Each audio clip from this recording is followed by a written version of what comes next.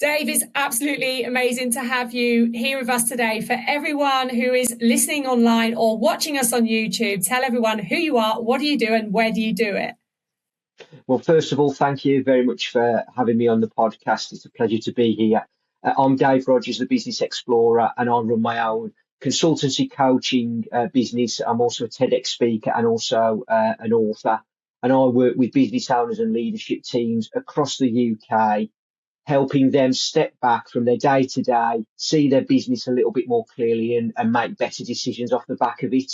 And I always say that my role's not to turn up in a business with all of the answers, but it's about helping people think differently about who they are and what they do, ask better questions, and make sure they've got the right structure around their business to make sure they achieve what they want to achieve, in their business in the long term.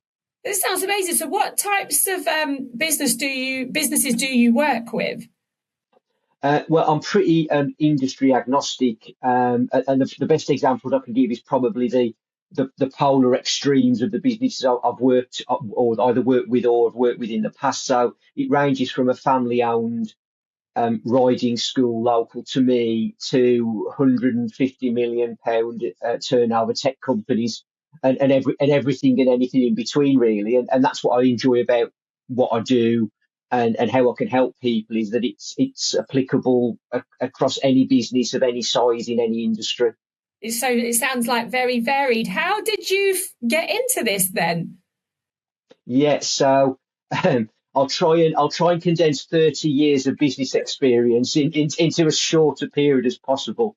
So I started off actually in the corporate world working for large PLC businesses in and around Birmingham and the Black Country. People certainly listening or watching hadn't guessed from my accent that I'm from the West Midlands.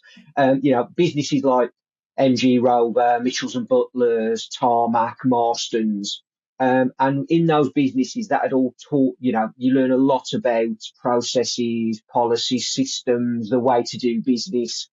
And all of these things that I learned during that time, I started driving me towards thinking more about the actual thinking behind the decisions we were making as opposed to the decisions we were making and supporting the businesses with that, I suppose, commercial clarity around, what was the impact of the decisions we were going to make and what was that thinking behind them. And then during COVID, obviously everything shut down. I was still working in hospitality at the time, and I ended up having, I don't know, probably 20, maybe even 30 of my friends or friends of friends who ran their own businesses coming to me to ask me for advice. And that ranged from me saying to somebody, like, okay, so tell me what your problem is, and then signposting them to their accountant or their landlord or, something like that, to actually, getting my hands dirty a little bit and helping support them with certain elements of the business. And I quickly realised that all of the things I'd learned and all of the way I'd changed my own thinking about business, people could see, I suppose, value in that and my experience. And so I decided to leave the safety of, regular paychecks and, bonus schemes and stuff like that in the corporate world and start my own business. So I've been going now for, we're probably the best part of sort of a year. It was a year as a sort of side hustle, which quickly I realised that wasn't going to be sustainable, and 4 years full time now. Working and supporting all sorts of different businesses. It sounds so amazing. And obviously you've got so much experience. I've got lots of questions for you. Like, obviously for the Class Business Awards and the sector that I'm in, I would probably say we fit into like micro business owners, small business owners categories. And I've mixed in some different worlds where there's people operating on, 7-8 figure businesses, bricks and mortar products and stuff. And what I found really interesting recently was that they deal with the same problems that we deal with at a micro business, but it's just at that different level.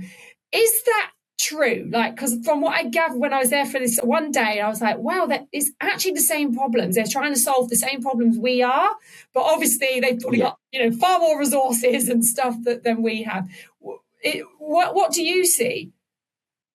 Yeah, no, I'd certainly agree with what you've said there. I think what I observe and what I've seen also during my corporate career is that I think um, people naturally gravitate towards people with experience in the same, I suppose, for want of a better phrase, line of work or industry. So you'll quite often see adverts saying, we need X industry experience or, these type of skills. And actually what I've come to learn is that it doesn't matter what the business is, what size of business, whether it's, a class business in terms of the sector that you operate in, or whether it be some of the more, as you say, bricks and mortar businesses that I probably traditionally have worked with in the past, is they're all trying to solve, the same problems. And I think it's all, to me, about the fact that it's very easy to get dragged into the day-to-day operations of the business and not have that opportunity to step back and think differently about what you're doing and where you're heading, and have you got yourself set up in the right way for that. And I think that people they just get caught up in that day to day sometimes. And I get it because I've been there myself. I'm running my own business now. It's very easy to, it's as a lot of the, not just the class businesses, but a lot of these businesses are built on passion about a particular subject, or delivering something to a certain group of people that's going to improve in their lives potentially, and things like that. Is that it's easy to get caught up in that passion, and not, I suppose, lose a bit of perspective about the bigger picture. And I think that's definitely something I see. How does what's your tips and advice for the business owners in the class sector who are in the do, like you said, they're trying to do Mm. everything. Is there any tips that you can share about maybe how they start thinking, zoom out and block that time? What's your advice? Yeah, I mean, the first thing, I suppose, going back to my previous comments, really, is that a lot of the stuff that I'm probably about to share probably feels very counterintuitive to what people are feeling while they're within that business, because you sort of go, well, I've got all this growth, all these extra classes that I can put on, and they're thinking about delivery, and they're thinking about customer experience, for want of a better phrase. But actually, for me, it is finding and boxing off time in your diary where it could be an hour a week, it could be half a day a week, it could be a day a week, where you're actually physically working on your business, not in it, and thinking about, well, where do you want to be in 12 months time, 36 months time, 60 months time, and have you got the building blocks in place to be able to get to those stages, and think about, the one observation I've got about, again, it doesn't matter what size business in whatever sector, there's various plateau points for businesses which you can't get yourself over until you've, I suppose, reconfigured the systems and processes and foundations that the business is built on. And I think what happens is people think about that when they get to the plateau point, Mm. not before. And so I think that's why it's important to box this time off in your diary, where you're almost not able to be disturbed or disrupted, to think about what that sustainability succession plan looks like, for the business. Because I think as I said earlier, when you're in the doing, um, it's very easy to stay doing the doing and not thinking about, well, actually, some of those thoughts might result in you thinking, well, actually, I now need to delegate something to somebody, or I need to think of a different way of doing this, because, working 14 hours a day isn't sustainable for people.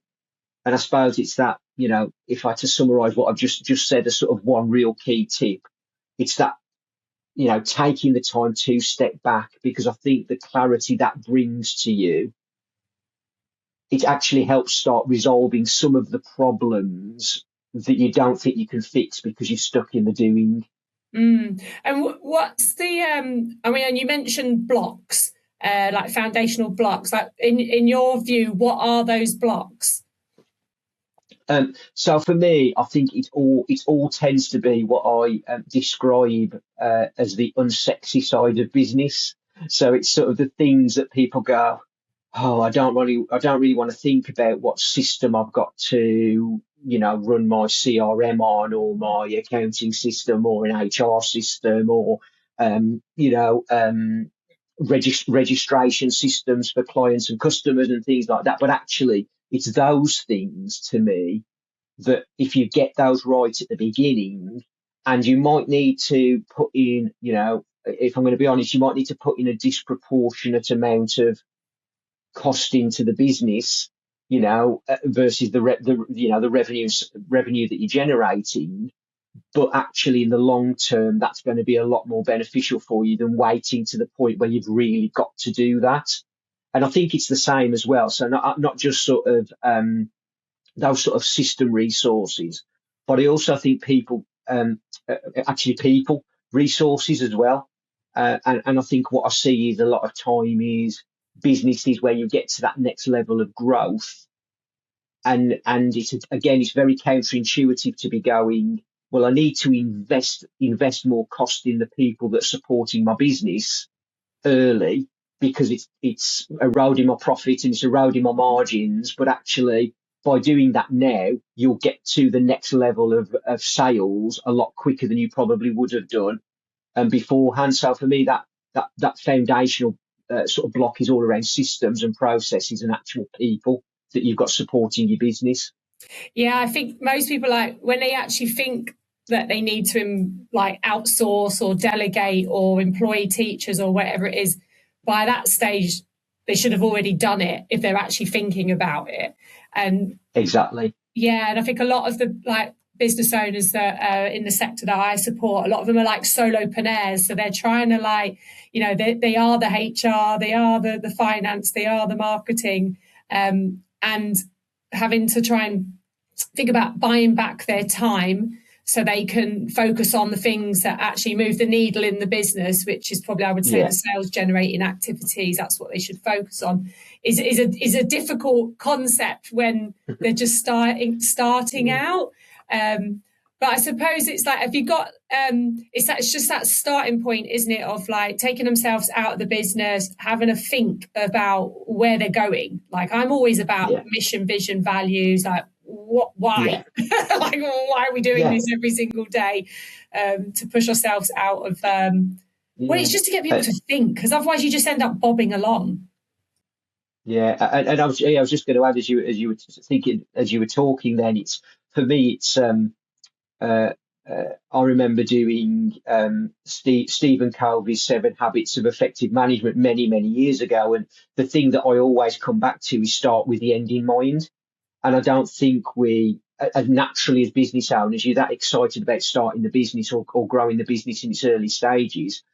We never think about, well, what's this going to look like in 5 or 10 years time? Because actually, for me, what I've certainly seen in the larger PLC businesses I've worked with in the past is, when you start with where you want to be in 3 or 5 years time, and work back from that, all of a sudden it breaks it down into small and manageable decisions, or chunks of time, or the right point when you're going to need to think about, well, I need to introduce this extra person into my structure, or I need to grow the number of classes by X% to enable me to hit this sales number, or, oh, actually, if I'm going to grow to that big, it means this impact on this particular system might mean that I need a new system sooner than I actually think I do.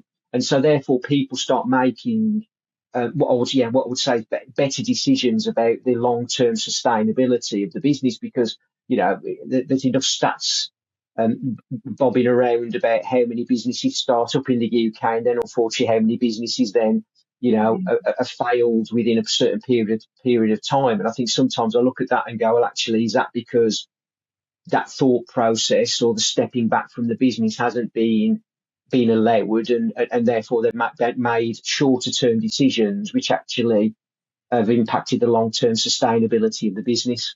Yeah, I mean, particularly in the class sector, I think you've already touched on it. People start from passion, Mm. and it's one of the things that I always try and drill into the clients that I work with is like, we all start from passion. When I was a franchisor, like, we awarded franchises, like they were awarded on emotion, like, and people don't think about the planning. They just see themselves doing it and think, oh, I'd absolutely love to do that. But then they don't, research the venues. They don't crunch the numbers. They don't look at the local, market, like what are people paying? Who's my ideal customer? So it's totally true. Yeah. They just start and then they're trying to figure it out as they go along. Whereas, like you said, if they thought, actually, if I'm going to go into this for the next 5 years, for example, what would it look like in this area? Like, do I want to actually be physically teaching, or do I want to actually be managing a team? Like, all of those questions, like you said, and I know that's one of your things, isn't it? Like, ask better questions. Yeah, and I think it hits the nail on the head, because again, you've just touched on something with your own experience of being a franchisor, and one of my clients at the moment is a franchisor of domiciliary care, in the domiciliary care sector, and so I'm and others are employed by the franchisor as business coaches to help support the franchisees, help support answering some of those questions. And and as you say, the subject matter of my TEDx talk, for example, is, the art of asking, and why better questions create exceptional experiences. And I think that theme that I chose was because that's applicable across class-based businesses, hospitality, where the story behind the talk came from, or domiciliary care, or whether you're manufacturing widgets in a factory. At the end of the day, it's about creating a fantastic environment for both the people that are working in the business, but also the people who are experiencing what you're doing, and that only comes from asking yourself and challenging yourself with better questions. Yeah, and the question part's so interesting, because obviously, like right now, like businesses are like navigating this economy, which is not easy at the moment for Yeah. everybody. And I sometimes feel like you need, it's like asking the right questions, but also like looking at, like, what does my customer actually want, and not like, what do I actually want to give them? Like, and it's that whole listening part to like what the market needs, what the market wants. I don't know, like, just from your perspective, and you've probably seen cycles like this before, obviously, because you've been in a business a lot longer than I have. What's your thoughts on navigating the market? Because for me, I feel like you've got to be agile, you've got to be adaptive, you've got to be listening to what the market wants, instead of like trying to say, well, actually, what you want is this, when it's like, actually, no, it's not. That's not actually what people want. They actually want this. Yeah, I think because of the advancements in technology over the last, well, I mean, even more so in the last 2 or 3 years with AI and things like that, but certainly just in general technology advancements, I think in a lot of industries, the barriers for entry have been removed now. So it's very easy for somebody to drop into certain sectors and certain industries. And so therefore your point about being, agile is really crucial. But I think you mentioned it earlier, which is actually listening to the feedback and then doing something about it as well, and not just sitting on your laurels if everybody's telling you you're fantastic, or if somebody's saying that something's not quite right. Because again, um, you know, sometimes I'll speak to business owners who come to me because it might be they're struggling with getting to that next level of growth. And when we sort of unpack some of those challenges that they're sort of facing at the time, is what becomes apparent is that the owner is so close to the detail of the business, their interpretation of what the customer is experiencing is very different to what the customer is experiencing. And that gap, if you can find a way of understanding that gap, I think that then helps you understand, obviously, the marketplace better and makes you more agile. And then you're listening to the feedback and then you're acting accordingly. But the other thing I would probably add to that is, in those instances where you feel like you're under pressure, sometimes less is more as well. I think a lot of businesses will go, okay, so how can I add another revenue stream selling a different thing, for example? And you go, well, actually, wouldn't you be better focusing on the stuff you're already selling? or upselling to the people that are already buying from you. And I think it's those sorts of ideas and concepts that sometimes it's very easy to get, again, caught up in um, the panic, as it were, of what's going on in the world, basically. Yeah, for sure. And you are a judge with us for the Class Business Awards, which I'm super excited about because there's so much depth of experience. What sparked your interest about becoming a judge? Well, I think for me, and we sort of touched on it a little bit already, the businesses that sit to me in this industry, I think sometimes get overlooked for whatever reason. And these businesses, as we've said before, they're normally built on passion, somebody's expertise, a sense of community, and they are genuinely making a difference in people's lives. And I remember when I worked in hospitality and I was an area manager with Harvester Restaurants, and we used to have creation station at one of the restaurants, and since that day I've always been, I always pay, more attention to those types of businesses. So to be involved in this, and but also actually there's a bit of me that goes, it's probably an industry I've not really got a lot of experience in myself. So it's actually a little bit of learning for me getting involved in the awards and understanding how people operate and what their thoughts are behind the way they run their businesses and why they started and all of those things. Because I think for me, I'm just curious about the industry. So being able to get the opportunity to come and support the awards with you and the rest of the judges, was an opportunity I couldn't really turn down. Oh, and it's going to be, you're going to hear lots of stories of impact and the results that are having within their community. Is there anything you're particularly looking for when you're judging? I think for me, it's going to be the ones who've thought, like going back to some of the stuff we've already talked about, those that have really thought about what they're building and how big the impact could be what they're doing. Because I think, again, you sort of there's the potential to grow a business because it's just the logical thing to do, because another opportunity to run another class happens, or there's another franchise opportunity somewhere. So I think for me, it's those people who've really thought about the commercial impact that their business is having alongside the community impact as well. All right. Well, you're definitely going to get that when you read through the applications.